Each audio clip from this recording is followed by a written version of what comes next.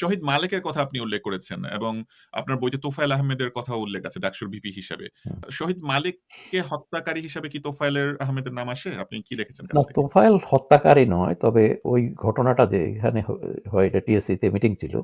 এর ঘটনা একটু আরো লম্বা।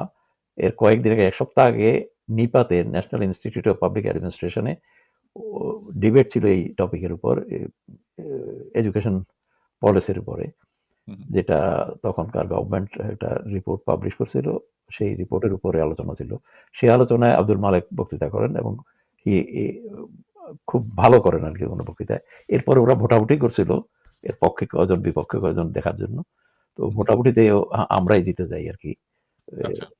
ঠিক আছে। তো এটাকে এটাতে মানে মন খারাপ করে ডাকসু পরে টিএসসিতে পাল্টা মিটিং রাখে 12ই মার্চ, 12ই অগস্ট, 12 তারিখে। তো সেটাতে তোফায়েল সভাপতিত্ব করছিলেন। আর আমরা তখন বক্তৃতা করতে চাইলাম, আমাদেরকে পারমিশন দিতে পারলো না, বললো যে অন্যরা রাজি হবে না, আপনারা একটু ইয়ে করে যান, সফর করে যান, ইত্যাদি ইত্যাদি। জি। পরে যখন মোজাহিদুল ইসলাম সেলিম পয়লা বক্তৃতা করতে শুরু করলো, সে কোরআনের বিরুদ্ধে মন্তব্য করে, আমরা আপত্তি করলাম।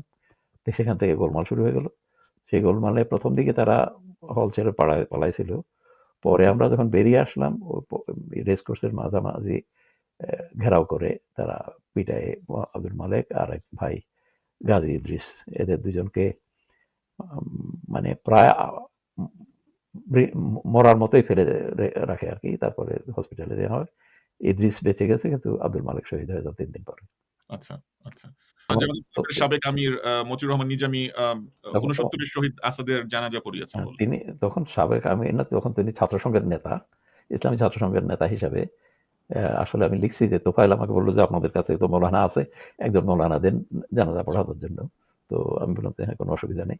নিজামী ভাই কে রিকোয়েস্ট করলাম, তো উনি জানাজা পড়াইছেন আর কি, পল্টন জি, ময়দানে। জি, জি।